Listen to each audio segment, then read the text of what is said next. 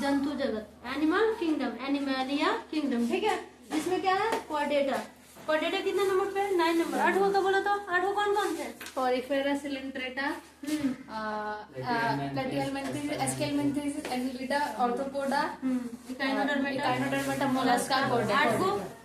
Mollusca तो क्या था, पहला क्या था, पोरिफेरा, दूसरा सिलेंट्रेटा, पहला पोरिफेरा, एनालिडा, प्लेटिहेलमिन्थेस, एस्केलमिन्थेस, चौथा क्या था, पोरिफेरा, दूसरा सिलेंट्रेटा, तीसरा प्लेटिहेलमिन्थेस, चौथा एस्केलमिन्थेस, पांचवा एनालिडा, छठा ऑर्थोपोडा, सातवां इकाइनोडर्मेटा, आठवां मोलस्का। ये 8 को क्या था, ये विदाउट बैकबोन वाला था, ठीक है, जिसको हम लोग क्या बोलते हैं हिंदी में अकशेरुकी और इंग्लिश में इनवर्टिब्रेट यानी विदाउट बैकबोन वाला, ठीक है। और ये है कॉर्डेटा के अंतर्गत, वो क्या था, नॉन कॉर्डेटा था, ठीक है। ये क्या है हमारा कॉर्डेटा। अब स्टार्ट होता है हमारा कॉर्डेटा, फाइलम कॉर्डेटा यानी हिंदी में संघ कॉर्डेटा। अब कॉर्डेटा संघ जैसे कॉर्डेटा वर्ड आते ही कॉर्डेटा, ठीक है, क्या हो जाता है यानी बैकबोन वाला, जो भी होंगे इस समय क्या होगा, बैकबोन होगा, ठीक है। ये विथ बैकबोन है, इसके पहले जो मोलास्का तक हम लोग पढ़े विदाउट बैकबोन वाला था। और इसका वर्गीकरण कैसे किया गया है, किसके आधार पे, सेल के आधार पे, ठीक है। कौन कौन था, यूनिसेलुलर पे क्या था, प्रोटोजोआ था। पोरिफेरा किसमें आएगा, multicellular, protozoa multicellular, protozoa unicellular, ठीक है। और पोरिफेरा से क्या स्टार्ट हो रहा है, मल्टीसेलुलर, ठीक है। तो ये सारे अगर सेल के आधार पे देखा जाए तो ये भी क्या है, मल्टीसेलुलर है, ठीक है। सिर्फ प्रोटोजोआ जो था यूनिसेलुलर था और बाकी 9 को जो किंगडम है यानी 9 फाइलम है। एनिमल एनिमेलिया किंगडम के अंतर्गत 9 फाइलम है यानी 9 को संघ है। कौन कौन है इसमें, 9 को का नाम हो गया, जिसमें से 8 को क्या था, इनवर्टिब्रेट था और ये यहाँ से हमारा वर्टिब्रेट स्टार्ट होता है। सेल के आधार पे देखा जाए तो ये 9 को है वो मल्टीसेलुलर है। कौन से, पहला कहाँ से लेकर, पोरिफेरा से लेकर और कॉर्डेटा तक टोटल 9 संघ जो कि मल्टीसेलुलर ऑर्गेनिज्म है। किसके अंतर्गत, किसके अंतर्गत, मल्टीसेलुलर के अंतर्गत। और प्रोटोजोआ क्या था, यूनिसेलुलर था। अब इस मल्टीसेलुलर में 8 को जो है मोलस्का तक, ठीक है, porifera, coelenterata, platyhelminthes, aschelminthes, annelida, mollusca, echinodermata और ऑर्थोपोडा, यहाँ तक क्या है 8 को, ये सारे इनवर्टिब्रेट है। और यहाँ से हम लोग वर्टिब्रेट पढ़ने जा रहे हैं यानी विथ बैकबोन, ठीक है। इस समय बैकबोन पाया जाता है। तो इसमें पहला क्या हमारा पाइसिड, पाइसिड यानी मत्स्य यानी मछली, किस प्रजाति के अंदर, मछली की प्रजाति किसमें आएगा, कॉर्डेटा में। कॉर्डेटा में कौन सा, पाइसिड, ठीक है। मत्स्य वर्ग के अंतर्गत रखा गया है मछलियों को, ठीक है। इसमें पहला टॉपिक है, ये सभी असमतापी जंतु हैं। कौन सा है, जो भी पाइसिड के अंतर्गत, मछली के अंतर्गत, मत्स्य वर्ग के अंतर्गत जो भी कॉर्डेटा संघ के जीव आएंगे वो क्या होंगे, असमतापी के इंग्लिश में हेट्रोथर्मल, ठीक है, यानी समतापी नहीं, जिसका सेम टेम्परेचर होता है वो थर्मल में आएगा, ठीक है, होमोथर्मल, ठीक है। और ये किस में आएगा, हेट्रोथर्मल, यानी कॉर्डेटा संघ के अंतर्गत जो पाइसिड वर्ग आता है, ठीक है, उसमें जो जंतु होंगे उसका बॉडी जो होगा वो हेट्रोथर्मल होगा यानी असमतापी हो गया। पॉइंट 1 क्लियर हुआ, समझ आया। दूसरा पॉइंट क्या है, इनका हृदय द्विवेशमी होता है और केवल अशुद्ध रक्त ही पंप करता है, ठीक है। द्विवेशमी का मतलब इनका हृदय, किनका हृदय, जो पाइसिस के अंतर्गत यानी मत्स्य वर्ग के अंतर्गत जो भी जंतु आएंगे, जीव आएंगे, उनका जो हार्ट होता है उसमें 2 चैम्बर होते हैं। कितने चैम्बर होते हैं उनके हार्ट में, द्विवेशमी यानी 2 चैम्बर वाले, ठीक है। कितने चैम्बर होंगे उसके हार्ट में, 2 चैम्बर होंगे।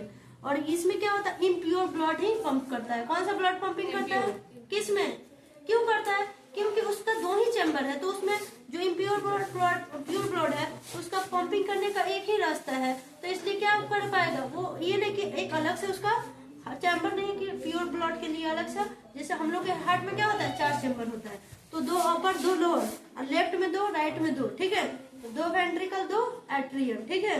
लेकिन ये हार्ट जो पाइसिस वर्ग के अंतर्गत आएंगे इसमें 2 चैम्बर होगा, इस वजह से इसका जो ब्लड है इम्प्योर ही पंप कर पाता है, प्योर के लिए अलग ओपनिंग नहीं बनाया रहता है, इसके लिए इसमें अलग चैम्बर नहीं होता, ठीक है। इस वजह से इसमें इम्प्योर ब्लड ही पंपिंग कर पाता है। दोनों क्लियर हुआ। थर्ड टॉपिक है, इसमें श्वसन क्रिया के लिए क्लोम पाए जाते हैं, यानी जो भी मछलियों को, मछली कैसे सांस लेता है, गिल्स से, यानी हिंदी में उसको क्लोम बोलते हैं, ठीक है, क्लोम। तो जो इसमें रेस्पिरेशन कैसे होता है, पाइसिज ठीक है। कौन सा है? पाइसिज। कौन सा है? कोर्डेटा में पाइसिज वर्ग के अंतर्गत जो भी जीव आएंगे उसका जो रेस्पिरेशन होगा वो गिल्स द्वारा होगा। और कैसे होगा? और कुछ है? जो जल में विलीन ऑक्सीजन का उपयोग करते हैं। अब जो जल में जलीय जीव है, मछली क्या अर्थ पे लैंड पे रह पाएगी? काफी देर तक नहीं ना सर्वाइव कर पाएगी। कुछ देर बाद तो क्या हो जाएगी? ऑटोमेटिक क्या हो जाता है? ऐसे भी कहावत है, मछली जल की रानी है, जीवन उसका पानी है। तो ये क्या होता है? जलीय है। तो इसको जैसे बाहर निकाल कर रखेंगे तो क्या होगा? ज्यादा देर तक सर्वाइव नहीं कर पाएगी। ठीक है। इस वर्ग के जो, क्योंकि इसका जो श्वसन होता है कहाँ होता है? गिल्स के द्वारा। तो गिल्स से हम पानी के अंदर ही सांस ले सकता है ये सब। ठीक है। हम लोग तो लंग से लेते हैं, लेकिन ये कैसे लेता है? गिल्स से। तो गिल्स में पानी के अंदर यानी वाटर में, वाटर का फॉर्मूला क्या होता है? H2O। तो उसमें क्या क्या मिला हुआ है? क्या? Hydrogen oxygen. तो वाटर में जो ऑक्सीजन घुला हुआ है उसमें जो सोल्यूट है यानी सोल्यूशन बना हुआ है पानी में ही, उसी से वो क्या करता है? ऑक्सीजन जो वाटर में है उसी से अपना ले लेता है, ये अपना गिल्स के द्वारा अपना रेस्पिरेशन कंप्लीट करता है। ठीक है। क्लियर हो? 4th नंबर टॉपिक क्या है? इस वर्ग के प्राणियों के शरीर पर सल्क पाए जाते हैं। ठीक है। क्या पाए जाते हैं? सल्क। इस वर्ग के यानी कौन? मत्स्य वर्ग के जो भी पाइसिज के वर्ग के अंतर्गत जो भी जीव आएंगे वो उनके बॉडी पे क्या होता है? सल्क पाया जाता है। सल्क क्या होता है? जिसको स्केल इंग्लिश में बोलते हैं। ये क्या होता है? ये प्रोटेक्ट करता है उसके स्किन को। किसको? फिश के जो भी पाइसिज वर्ग के अंतर्गत है या फिश आएंगे उसके बॉडी का जो क्या होता है? स्किन होता है, उसको प्रोटेक्ट करने के लिए क्या होता है? बोनी एक प्लेट होता है, एक हड्डीदार प्लेट होता है जिसको सल्क बोलते हैं। ये इसके स्किन को प्रोटेक्ट करता है। ठीक है। ये कितना कंप्लीट टॉपिक हुआ? अभी पाइसिस के अंतर्गत हमें कितना टॉपिक देखा? 4 टॉपिक। आगे लिखवाना है। इसमें 5th नंबर पॉइंट क्या है? हेलो, 5th नंबर पॉइंट क्या है? कुछ मछलियों में कंकाल जो होता है उपास्थि का बना होता है। कुछ मछली यानी पाइसिस वर्ग के अंतर्गत कुछ फिश होंगे जिसका जो स्केलेटल होगा वो क्या होगा? विदाउट बोन होगा। ठीक है। उसको उपास्थि बोलते हैं। अस्थि मतलब हड्डी और उपास्थि मतलब बिना हड्डी वाला। ठीक है। अस्थि का अपोजिट विदाउट बोन वाला। ठीक है। उपास्थि। ठीक है। उसको हिंदी में इंग्लिश में क्या बोलते हैं? कार्टिलेज। यानी कहने का मतलब तो उनमें जो हड्डियां होंगी वो उसमें हड्डी नहीं होगी। क्या होगा? कार्टिलेज यानी उपास्थि हिंदी में, और उपास्थि यानी जो बिना हड्डियों का बना होगा। तो कुछ मछली जो होंगे पाइसिस वर्ग के अंतर्गत उसका जो कंकाल होगा स्केलेटल होगा बिना हड्डी का बना होता है। ठीक है। और ये है 6 नंबर पॉइंट। ठीक है। किसके अंतर्गत? अभी हम पाइसिस के अंतर्गत पढ़े। कौन सा? मत्स्य वर्ग पढ़ रहे हैं। कौन सा है? मत्स्य वर्ग के अंतर्गत अभी पढ़ रहे हैं। इसमें क्या है आगे? इस वर्ग के प्राणियों के शरीर में ये इसका एग्जाम्पल है शार्क और एस्कोलियोडन। ठीक है। क्या है? शार्क हो गया और एस्कोलियोडन। ठीक है। एस्कोलियोडन जो है वो क्या है? विदाउट क्या वाला? बोन वाला है। यानी इसके स्केलेटल में क्या होता है? इस मछली के स्केलेटल में कंकाल जो होते हैं विदाउट बोन यानी कार्टिलेज का होता है। ठीक है। एग्जाम्पल में शार्क हो गया और एस्कोलियोडन हो गया। ठीक है। नेक्स्ट पॉइंट है कि इस वर्ग के प्राणियों के शरीर में 2 चेम्बर होते हैं। ये तो हम जस्ट कुछ पहले पढ़े हैं कि जो भी पाइसिस वर्ग के अंतर्गत होते हैं इसका हार्ट दूब में कितने चेम्बर होते हैं? 2 चेम्बर। 2 चेम्बर होने की वजह से इसमें क्या होता है? इम्प्योर ब्लड क्या होता है? प्रवाहित होता है। कौन सा ब्लड फ्लो करेगा? इम्प्योर। ठीक है। क्योंकि प्योर और इम्प्योर क्या होता है? अलग अलग इसका प्रवाह नहीं हो पाता है बॉडी में, इनके बॉडी में, जिस वजह से उसको कोल्ड ब्लडेड बोला जाता है। क्या बोला जाता है? किसको बोला जाता है? मत्स्य वर्ग के अंतर्गत जो भी आएंगे जीव, ये मछली हो गया तो इनको कोल्ड ब्लडेड बोला जाता है क्योंकि इसके हार्ट में 2 ही चेम्बर होते हैं और ये प्योर और इम्प्योर ब्लड अलग अलग फ्लो नहीं हो पाते हैं। एक ही में होने की वजह से इसको हिंदी में क्या बोलते हैं? हिंदी में क्या बोलेंगे? शीतरक। ठीक है। कोल्ड मतलब शीत, ठंडा। अब ब्लड। ठीक है। कोल्ड ब्लडेड किसको बोलेंगे? इसको क्यों बोलेंगे? 2 हार्ट, इसके हार्ट में 2 ही चेम्बर होने की वजह से इसका प्योर ब्लड और इम्प्योर ब्लड अलग अलग फ्लो नहीं कर पाता है, एक साथ ही फ्लो करता है, जिसकी वजह से इसको क्या बोलते हैं? कोल्ड ब्लडेड बोला जाता है। ठीक है। आगे है इस वर्ग के प्राणी फिशेज जो होते हैं अंडक होते हैं यानी अंडा देते हैं। क्या होते हैं? पाइसिस वर्ग के अंतर्गत ओविपेरस किसको बोलते हैं? अंडा देने वाले को ओविपेरस। विविपेरस बच्चे। ठीक है। बच्चे जो जन्म देते हैं उसे विविपेरस। ठीक है। और अंडा देने वाले को ओभी। ठीक है। ओवन से याद रहना चाहिए। ओविपेरस यानी अंडक होते हैं। मत्स्य वर्ग के प्राणी जो होते हैं ये ओविपेरस होते हैं, विविपेरस नहीं होते हैं यानी अंडा देते हैं। ठीक है। मछलियों के अंडे होते हैं ना। तो ये हो गया। शार्क किसका एग्जांपल है? शार्क और एस्कोलियोडन ये 2 वर्ड है, ये किससे रिलेटेड है? कार्टिलेज वाले। इसके स्केलेटल जो होगा वो कार्टिलेज का बना होगा, यानी विदाउट बोन वाला होगा। ठीक है, ये किसका टॉपिक था?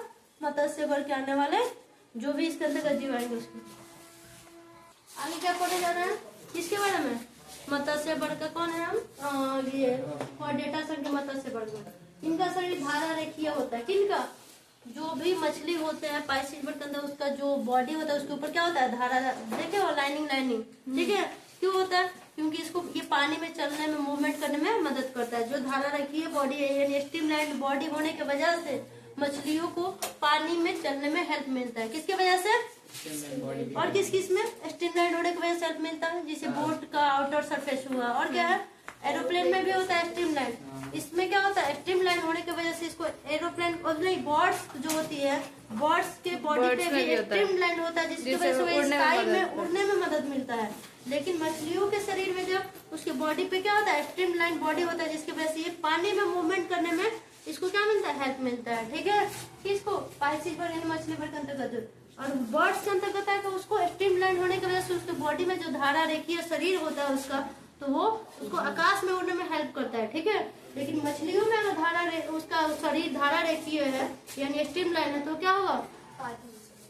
पानी में नहीं ये चल पाता, इसमें इसको हेल्प मिलेगा, यानी स्ट्रीमलाइन होने की वजह से इसको ही हेल्प मिलता है। आगे क्या? मछली का हृदय शीरायुक्त होता है, यानी वेन वाला होता है। क्या होता है? विथ वेन भी किया है। ठीक है, क्या होता है? मछलियों का शरीर क्या होता है? ठीक है, शीरा यानी इसका जो हार्ट होता है वो क्या होता है? विथ वेन, यानी वेन का पूरा वेन होता है। वेन के साथ उसमें क्या इंक्लूड होता है? क्या होता है? वेन होता है। या ठीक है, आगे क्या है? 10 नंबर क्या है? मछलियों में गर्दन नहीं होते। क्या नहीं होते? कुछ फैक्ट है। ठीक है, 11 नंबर क्या है? फक्कर मछली सबसे जहरीली मछली है। कौन मछली सबसे जहरीली? पॉइजनस है। जाओ उधर से। ठीक है, आगे क्या है? 12 में मच्छरों के नियंत्रण के लिए कौन सा मछली कीट भक्षी यानी जो कीट भक्षी मतलब भक्षण करने वाला, यानी इंसेक्ट्स को खाने वाला एक गेम्बूसिया मछली है, जिससे क्या होता है? अगर उसको डाल देंगे तो मच्छर को कंट्रोल किया जा सकता है। कौन मछली से? गेम्बूसिया मछली कीट भक्षी मतलब इंसेक्टिवोरस। ठीक है, इंसेक्टिवोरस। ठीक है, तो इंसेक्ट्स को खाने वाला यानी कीट को भक्षण करने वाला जो मछली है वो है गेम्बूसिया। और इसको अगर हम वहाँ आसपास जहाँ मच्छर ज्यादा रहते हैं, इस मछली को अगर डाल देते हैं यार तो क्या होता है? मच्छर को कंट्रोल किया जा सकता है। ठीक है, सबसे पॉइजनस मछली कौन है? फक्कर मछली। ठीक है, गेम्बूसिया मछली का क्या यूज है? ये मच्छरों को कंट्रोल करता है। ठीक है, कीट भक्षी इंसेक्टिवोरस फिश है गेम्बूसिया, बट ये मॉस्किटो को कंट्रोल करता है। ओके, आगे क्या है? कोरल जो है ये भी पाइसिस के अंतर्गत, मतलब पाइसिस का एक प्रजाति है, बट ये किस में आता है? सिलेंट्रेटा या निडेरिया का कौन से संघ में आएगा? कौन सा वर्ग में? निडेरिया, जिसको सिलेंट्रेटा भी बोलते हैं, उस वर्ग का ये क्या है? जीव है। कौन? कोरल। ठीक है, ये कॉलोनी में रहने वाले हैं। ठीक है, किस संघ में आते हैं? ये विदाउट बैकबोन वाले हैं। ठीक है, विदाउट, अभी तो कॉर्डेटा पढ़ा है, तो कॉर्डेटा में सारे क्या होते हैं? बैकबोन वाले। कॉर्डेटा आते ही हमारे दिमाग में आना चाहिए विथ बैकबोन, विदाउट बैकबोन नहीं। ठीक है, तो विथ बैकबोन यानी कशेरुकी। कॉर्डेटा आते ही कशेरुकी यानी विथ बैकबोन वाले। ठीक है, अब विदाउट बैकबोन इनवर्टिब्रेट यानी बिना क्या? विदाउट बैकबोन वाले। ठीक है, इससे पहले वाला जहाँ 8 पढ़े मोलस्का तक का है, इसमें लेकिन हम पढ़ रहे हैं क्या? विथ बैकबोन वाले। लेकिन इसमें ये एक क्या है? एक्सेप्शन में है, अपवाद में है। ठीक है, ये भी क्या है? पाइसिस है। ठीक है, इस वर्ग में, लेकिन ये किसमें आता है? ये क्वाड्रेटा संघ में नहीं आता, ये नाइडेरिया संघ में यानी सिलेंट्रेटा संघ का जीव है। ठीक है, कौन सा किसके अंदर बताएगा? सिलेंट्रेटा, जिसको और अदर नाम क्या है? नाइडेरिया। उसमें आता है हमारा क्या? कोरल। ठीक है, पाइसिस होने के बावजूद भी ये किस संघ में आता है? ये क्वाड्रेटा संघ में नहीं आता, ये हमारा टोटल 9 संघ है ना, जिसमें से हमारा सिलेंट्रेटा, जिसको नाइडेरिया में बोलते हैं, उसमें आता है। ठीक है, एग्जाम्पल में अगर मछली का एग्जाम्पल लिया तो कौन कौन हो जाएगा? शार्क मछली है, कार्प है, डॉगफिश है, कतला मछली है, रोहू है, समुद्री घोड़ा है, इटिसी। ये सारे क्या है? क्या है? पाइसिस के अंतर्गत। ये टॉपिक हमारा कंप्लीट हुआ पाइसिस। ठीक है, कौन सा था हमारा? कौन कौन मछली है? शार्क है, कार्प है, डॉगफिश है, कतला है, रोहू है, समुद्री घोड़ा, इटिसी। ये सारे क्या है? पाइसिस के अंतर्गत आके मछली है। कोरल क्या है? पाइसिस होने के बावजूद वो क्वाड्रेटा संघ में नहीं आता है, किसमें आता है? निडेरिया संघ में, जिसको सिलेंट्रेटा भी बोलते हैं। ठीक है, बाकी जहरीली मछली कौन है? फोकर। ठीक है। गैम्बूसिया मछली का क्या काम है? मच्छर को कंट्रोल करना। और जो मछलियों का जो हार्ट होता है वो क्या होता है? वेन वाला होता है। ठीक है, उसमें वेन होते हैं। मछलियों के हार्ट में क्या होता है? वेन होते हैं। और इसको कोल्ड ब्लडेड इसलिए बोले जाते हैं, उसके दो चैम्बर होने की वजह से उसका जो pure blood impure blood x में ही मिक्स हो जाता है। ठीक है, और इनप्योर ब्लड होने की वजह से उसको कोल्ड ब्लडेड यानी शीत रक्त वाला बोला जाता है। और क्या है इसका फैक्ट? इनका शरीर क्या होता है? स्ट्रीमलाइन होता है। बर्ड्स का भी बॉडी क्या होता है? स्ट्रीमलाइन होता है।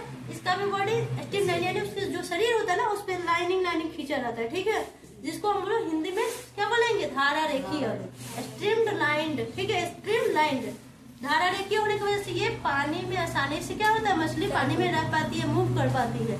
और बर्ड में अगर होगा तो वो आकाश में आसानी से उड़ पाएगा, उसको उड़ने में हेल्प करता है उसका बॉडी स्ट्रीमलाइन। ठीक है, क्लियर हुआ? स्पाइसिस वर्ड कंप्लीट हुआ जो कॉर्डेटा में आता है। कॉर्डेटा से हमें क्या है? हम स्पाइसिस पढ़ लिए यानी मत्स्य वर्ग पढ़ लिए, मछली पढ़ लिए। अब आते हैं एम्फीबियन। एम्फीबियन का हिंदी क्या होता है? क्या होता है? उभयचर। ठीक है, एम्फीबियन वर्ड आते हैं कि जो लैंड और वाटर दोनों पे रहते हैं उसे क्या बोलते हैं? एम्फीबियन बोलते हैं। ठीक है, तो इसके अंतर्गत कौन कौन आएगा? एम्फीबियन यानी हिंदी एम्फीबियन यानी उभयचर। हिंदी में क्या होता है? उभयचर वर्ग। कौन सा? उभयचर।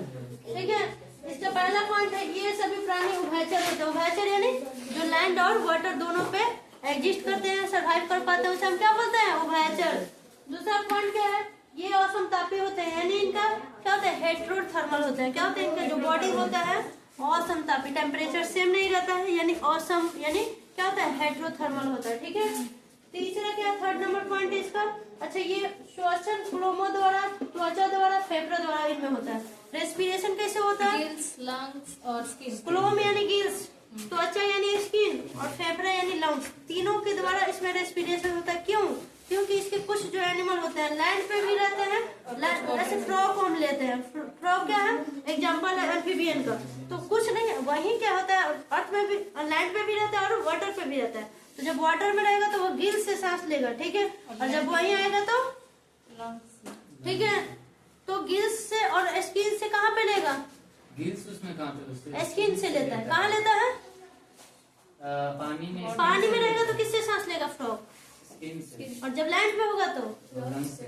ठीक है, तो एम्फीबियन के एग्जाम्पल सबसे बड़ा एग्जाम्पल मेढक हो गया। इसको तो हम लोग अपने मतलब बारिश के दिन में ज्यादा देखने को मिलता है। अभी मेढक दिख रहा है ठंडा के दिन में? हाँ, नहीं ना दिख रहा है। कहाँ रह जाता है ठंडा के दिन में? अंदर वो अंदर सोयल में कहीं जाके अपना क्या बोलते अपना घर बना के वहीं छिपा रहता है। लेकिन वहीं जैसे बरसात होगा उसके घर में क्या हो जाता है? पानी भर जाता है, जिसकी वजह से वो क्या आता है? लैंड पे आ जाता है। कहाँ जाता है? तो इस वजह से फ्रॉग को क्या बोला जाता है? किसके अंतर्गत रखा गया है? एम्फीबियंस। क्यों बोला गया एम्फीबियन फ्रॉग को? क्योंकि वो लैंड और वाटर दोनों में रहता है। जो दोनों जगह सरवाइव कर पाता है वो एम्फीबियन कहलाते हैं। तो हमारा मेढक एग्जाम्पल हो गया इसका। ठीक है, तो इसमें तीन चीज से श्वसन होता है, क्लोम द्वारा, स्किन द्वारा, लंग्स के द्वारा। क्योंकि कुछ पानी में रहेंगे तो किसे करेंगे? अपना स्किन या गिल्स से, और लैंड पे आएंगे तो लंग्स से सांस लेंगे, लैंड पे आएंगे तो लंग्स से सांस लेंगे। इस वजह से इसमें तीन श्वसन जो रेस्पिरेशन होता है क्लोम द्वारा भी होता है, स्किन द्वारा भी होता है और फेफड़ों द्वारा भी होता है यानी लंग्स द्वारा भी होता है। किसमें? एम्फीबियंस में। क्यों नहीं? इसमें एक ही क्यों नहीं दिया है? मछलियों में था ना क्लोम द्वारा होता है। मत्स्य वर्ग में हम लोग पाइसिस के अंतर्गत क्या पढ़े? कॉर्डेटा संघ का जो पाइसिस वर्ग था यानी मत्स्य वर्ग में सिर्फ क्लोम यानी गिल्स द्वारा, क्योंकि पानी के अंदर जो रहेगा तो वो कैसे सांस लेगा? गिल्स द्वारा। लेकिन जो एम्फीबियन है इसमें जो श्वसन यानी रेस्पिरेशन होता है गिल्स, स्किन और लंग्स तीनों द्वारा होता है। क्लियर हुआ ये टॉपिक? आगे हृदय में इसके हार्ट में कितने चैम्बर होते हैं? 3 चैम्बर होते हैं, जिस वजह से इन्हें क्या बोला जाता है? इसमें भी प्योर और इम्प्योर ब्लड क्या हो जाता है? मिक्स होता है। इम्प्योर ब्लड फ्लोइंग होने की वजह से इसे हम लोग कोल्ड ब्लडेड बोलते हैं यानी शीत रक्त वाले जीव के अंतर्गत रखेंगे। किसको? एम्फीबियन को भी और किसको? हाँ, पाइसिस को भी। ठीक है, पाइसिस में के हार्ट में 2 चैम्बर होने की वजह से उसको कोल्ड ब्लडेड बोलते हैं, और एम्फीबियन के अंतर्गत जो आएगा उसमें 3 चैम्बर होने की, इसका हार्ट का 3 चैम्बर होने की वजह से भी इसको कोल्ड ब्लडेड बोला गया। ठीक है, क्लियर हुआ? आगे क्या है? इसमें 2 वाली होता है, 3 चैम्बर कौन को? तो 2 को एट्रियम होता है। आलित और एट्रियम। इंग्लिश याद करना है तो क्या है? अ में अ पहले आता है और एबीसीडी में ए पहले आता है। तो आलित का इंग्लिश एट्रियम होता है। इसको इंग्लिश में याद करने का तरीका याद रखना। भूलना नहीं कि वेंट्रिकल किसको बोलेंगे? को बोलेंगे, ये किसको बोलते हैं, ठीक है। तो वेंट्रिकल नील है, वैसे भी वेंट किस कलर का होता है, नीला नीला दिखता है ना, तो वेंट्रिकल नील है और एट्रियम आलिंद, ठीक है। एट्रियम का हिंदी आलिंद। तो दो एट्रियम होता है और एक वेंट्रिकल होता है किसके हार्ट में, 3 को चैम्बर कौन कौन, तो दो एट्रियम और एक वेंट्रिकल, ठीक है। 2 आलिंद होता है यानी एट्रियम होता है और एक नीला यानी वेंट्रिकल होता है, यानी 3 चैम्बर। क्लियर हुआ। आगे कोल्ड ब्लडेड होने के कारण अत्यधिक ठंड, ज्यादा ठंड पड़ेगा, ये तो कोल्ड ब्लडेड होता है तो ठंड ज्यादा पड़ेगा, तो अभी एक भी फ्रॉग नहीं दिखाई देंगे, नहीं ना दिखाई देंगे, और ज्यादा गर्मी में भी नहीं। इस वजह से क्या होता है, निष्क्रिय जीवन जीते हैं, एक्टिव नहीं रह पाते हैं, बेचारे को छुप के रहना पड़ता है, ठीक है। ये कहीं भी अब पानी में रह पाएंगे क्या, एम्फीबियन होने के बावजूद भी इतना हार्ड ठंडा पानी में पानी में सरवाइव कैसे कर पाएगा। तो ऊपर वाला परत होता है जो सी के अंदर, अपर वाला जो परत होता है वो ना बर्फ जैसे जम जाता है, लेकिन उसका नीचे वाला जो लेयर होता है वो वाटर जैसे लिक्विड फॉर्म में ही होता है, वो क्या होता है, वो जम नहीं पाता है, ठीक है। ठंडा हार्ड ठंडा पड़ने के बावजूद भी ऊपर वाला जो वाटर हमको जमा हुआ बर्फ जैसा दिखाई देगा, ठीक है। लेकिन अंदर क्या होता है, वो थोड़ा लिक्विड फॉर्म में होता है, जिसमें उसके अंतर्गत जो भी अंदर जलीय जीव वो सर्वाइव कर पाते हैं, ठीक है। आगे इसमें क्या है हमारा कि ज्यादा ठंड पड़ेगा और ज्यादा गर्मी पड़ेगा तो ये निष्क्रिय जीवन जीते हैं, यानी सक्रिय उतना जैसे जीना चाहिए यानी सक्रिय नहीं रह पाते। ज्यादा ठंड होगा तभी ये सर्वाइव नहीं कर पाएगा और ज्यादा गर्मी में भी सर्वाइव नहीं कर पाएगा, इसलिए ये किस में आता है, एम्फीबियन में आता है। कौन 2 क्या होता है, 2 एट्रियम, उभयचर यानी इंग्लिश में एम्फीबियन, ठीक है। इसमें कितने चैम्बर होते हैं इसके हार्ट में, 3 चैम्बर। कौन कौन कौन कितना होता है, 2 एट्रियम एक वेंट्रिकल। एट्रियम को हिंदी में क्या बोलते हैं, आलिंद, और वेंट्रिकल मीन्स नील है। हम लोग में 2 आलिंद होता है, 2 नीले होता है, 2 एट्रियम और 2 वेंट्रिकल हम लोग में होता है, ठीक है। एक लेफ्ट वेंट्रिकल, एक राइट वेंट्रिकल, एक अपर वेंट्रिकल, एक नीचे क्या होता है, एट्रियम, और नीचे क्या होता है, वेंट्रिकल। तो 2 ऊपर में होता है क्या, एट्रियम, और नीचे 2 क्या होता है, वेंट्रिकल, ठीक है। तो जब हम उसको 2 भाग में बांटेंगे तो एक ऊपर में मिलेगा, एक नीचे में मिलेगा, तो एक एट्रियम एक वेंट्रिकल और ऊपर एक एट्रियम एक नीचे वेंट्रिकल। तो 4 चैम्बर तो हम लोग में हुआ लेफ्ट राइट में अगर ले तो, ठीक है। लेकिन इसमें कितने होते हैं, 3 ही होते हैं, याद रहेगा ना। 2 चैम्बर वाले पाइसिज होंगे, एम्फीबियन कितने चैम्बर वाले, जिसकी वजह से इनको क्या बोला जाता है, याद रहेगा क्या हमेशा। और ज्यादा ठंड और ज्यादा गर्मी में क्या होता है, ये निष्क्रिय जीवन जीते हैं, एक्टिव नहीं रहते हैं, ये जैसे इनको जीना चाहिए। और पहले इतना ठंडा पड़ेगा तो ना वो पानी में अच्छे से सर्वाइव कर पाएगा, ना ही लैंड पे, ठीक है। इस वजह से ये निष्क्रिय जीवन जीते हैं एम्फीबियंस। हो गया। एम्फीबियन में हम लोग क्या पढ़ रहे हैं, उभयचर के अंतर्गत। आगे 5 पॉइंट अभी हो गया। 6ठा पॉइंट क्या है, 6ठा पॉइंट अत्यधिक ठंड में था ना, कि अत्यधिक ठंड में अत्यधिक गर्मी में ये निष्क्रिय जीवन जीते हैं, यानी कहाँ चले जाते हैं, एकदम निद्रावस्था में चले जाते हैं, आराम से सो जाते हैं। ज्यादा ठंडा पड़ेगा तो जमीन के नीचे जाके वो 3 महीना आराम से सोएगा। ज्यादा गर्मी पड़ेगा तभी वो क्या करेगा, निद्रावस्था में, ठीक है, नींद की अवस्था में वो सोने चला जाता है। अगर ठंडा के दिन में जो जाके आराम से सोता है 3 महीने जमीन के नीचे जाके, उसको क्या बोलते हैं, विंटर स्लीप। विंटर सीजन में जाके सोता है वो विंटर स्लीप, और समर सीजन में यानी गर्मी के मौसम में जाके वो सोता है, उसे क्या बोलते हैं, समर स्लीप, ठीक है। क्या बोलते हैं, ठंडा के दिन में अगर सोता है, ज्यादा गर्मी पड़ता है, ज्यादा ठंडा होता है तो क्या करता है, ये एम्फीबियंस कहाँ चले जाते हैं। बोला था ना कि इसके पहले वाला टॉपिक में था कि ये निष्क्रिय जीवन जीते हैं, यानी ये निद्रावस्था में चले जाते हैं, एक्टिव नहीं, सोए जगह नहीं रहते, सो जाते हैं पूरा नींद में। और समर स्लीप को, विंटर स्लीप को क्या बोला जाता है, हाइबरनेशन बोलते हैं। विंटर स्लीप को क्या बोला जाता है, ठंडा में एम्फीबियंस ज्यादा ठंड पड़ने की वजह से एम्फीबियन जो होते हैं भूमि के नीचे यानी जमीन के नीचे निद्रा स्थिति में सो जाते हैं। उसको विंटर में सोने को, जो ज्यादा ठंड पड़ने पे जो विंटर स्लीप ये करते हैं उसको हाइबरनेशन बोलते हैं। क्या बोलते हैं, ठंडा में इनके सोने के को क्या बोलते हैं, हाइबरनेशन। अत्यधिक गर्मी में समर स्लीप करते हैं, क्या होता है, ज्यादा गर्मी पड़ता है तभी क्या करते हैं, निद्रावस्था में चलते हैं, निद्रावस्था में नींद में आते हैं, ठीक है, सो जाते हैं जाकर। इसको एस्टिवेशन बोलते हैं, क्या बोलते हैं, एस्टिवेशन, हाइबरनेशन और एस्टिवेशन। हाइबरनेशन क्या है, तो विंटर स्लीप एम्फीबियन के द्वारा जो अत्यधिक ठंड पड़ने पे जमीन के नीचे सो जाने वाले प्रोसेस को क्या बोलते हैं, विंटर स्लीप, जिसको हाइबरनेशन बोलता है। विंटर स्लीप को क्या किस नाम से जाना जाता है? हाइबरनेशन। और समर यानी अत्यधिक गर्मी पड़ने के बाद वो जमीन के नीचे, अब जमीन के नीचे जाकर सोएंगे क्या ज्यादा गर्मी पड़ेगा तो? इतना तो पता रखो, कहाँ सोएंगे? जमीन में तो ऑलरेडी वो काफी टेम्परेचर आता है, तो कहीं जाके वो अपना एम्फीबियन है तो लैंड में रहेंगे, वाटर में रहेंगे। ठंडा में तो जाके जमीन के नीचे, लेकिन गर्मी में कहाँ? ठंडे जगह पे जाएंगे ना अपना। और वहां जाके वो 3 महीना तक यानी पूरा, जब तक पूरा हार्ड गर्मी पड़ेगा उस वक्त जो सोते हैं, जिसको समर स्लीप कहते हैं उसको। और किस नाम से? Aestivation, AESTI, aestivation. ठीक है, आगे क्या है? प्लेनेरिया एक ऐसा जीव है जिसका नेत्र क्या होता है? अत्यंत साधारण होता है। नेत्र यानी आप प्लेनेरिया भी किसके अंतर्गत आता है? एम्फीबियंस के अंतर्गत। ठीक है, इसका जो आंख होता है बहुत साधारण होता है। क्या होता है? बहुत साधारण। इनमें रोशनी को पहचानने वाली केवल नेत्र बिंदु होता है, बस उसके रोशनी को यानी लाइट को पहचान पाता है, नॉर्मल होता है हम लोग की तरह। बाकी की तरह इनकी नेत्र यानी आई नहीं होते। किसका? प्लेनेरिया का। ठीक है, समर स्लीप को क्या बोलते हैं? एम्फीबियन यानी उभयचर के द्वारा जो समर स्लीप होता है उसको एस्टिवेशन बोलते हैं। और विंटर स्लीप को क्या बोलते हैं? हाइबरनेशन। अत्यधिक ठंड पड़ने पे ये कहाँ चले जाते हैं? विंटर स्लीप जमीन के नीचे। जमीन के नीचे जाके क्या करते हैं? सो जाते हैं। इस वजह से है कि ये ज्यादा अत्यधिक ठंडे और गर्मी पड़ने पे ये निष्क्रिय जीवन जीते हैं। इसको यहाँ पे क्लियर किए 6 नंबर पॉइंट में। 5 नंबर पॉइंट में क्या था कि अत्यधिक ठंड और अत्यधिक गर्मी पड़ने पे एम्फीबियन जो होते हैं निष्क्रिय जीवन जीते हैं, यानी सोते हैं। ठीक है, एक्टिव नहीं रहते हैं। ठीक है, क्लियर हुआ? क्लियर हुआ? यहाँ पे क्या होता है? विंटर स्लीप को क्या बोलते हैं? समर स्लीप को। और विंटर स्लीप और समर स्लीप कौन करते हैं? पाइसेज या एम्फीबियन? एम्फीबियन का एग्जांपल दो।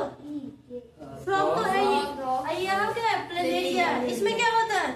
इसका जो आई होता है एकदम नॉर्मल होता है, बाकी हम लोग की तरह रेटिना क्या क्या होता है वो सब नहीं होता है इसके। ठीक है, बस इसमें उसको पहचानने के लिए उसके क्या होता है? नेत्र बिंदु होता है, यानी एक पॉइंट होता है। ठीक है, बाकी नॉर्मल उसका आई होता है। किसका? प्लेनेरिया के लिए। भी किसके अंतर्गत आएगा? एम्फीबियन के अंतर्गत। समझ आए आप?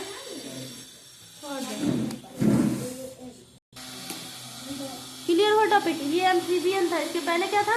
पाइसेज। एम्फीबियन का अभी तक 7-8 टॉपिक हुआ, इसके बाद भी ये कुछ कम। 9 नंबर पॉइंट क्या है एम्फीबियन का? इसमें क्या, इस वर्ग के प्राणियों में पहली बार हड्डियों जैसी संरचना का विकास दिखाई देता है। क्या दिखाई देता है? हड्डियों जैसे एक बोनी स्ट्रक्चर दिखाई देता है। किसमें? एम्फीबियन में। आगे 8 नंबर क्या है? इस वर्ग के प्राणी अंडक होते हैं। क्या होता है? ओविपेरस होते हैं। ये भी क्या देते हैं? अंडा देते हैं। ठीक है, ओविपेरस अंडा देने वाले। 11 नंबर पे कह रहा है कि अंडे से विकसित होकर क्या निकलता है? लार्वा निकलता है। अंडा से क्या निकलता है? लार्वा। किसका? एम्फीबियंस के जो एग होंगे, ठीक है, उससे क्या निकलेगा? एग से लार्वा निकलता है। आगे क्या होता है? जो पूरी तरह से एक्वेटिक होते हैं। क्या होते हैं? क्योंकि एम्फीबियन एक्वेटिक और क्या होते हैं?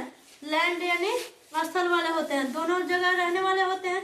तो जो इसका लार्वा होता है वो क्या होता है? जलीय होता है, स्थलीय नहीं होता है। एक्वेटिक यानी जलीय होता है। नेक्स्ट पॉइंट है 12 नंबर।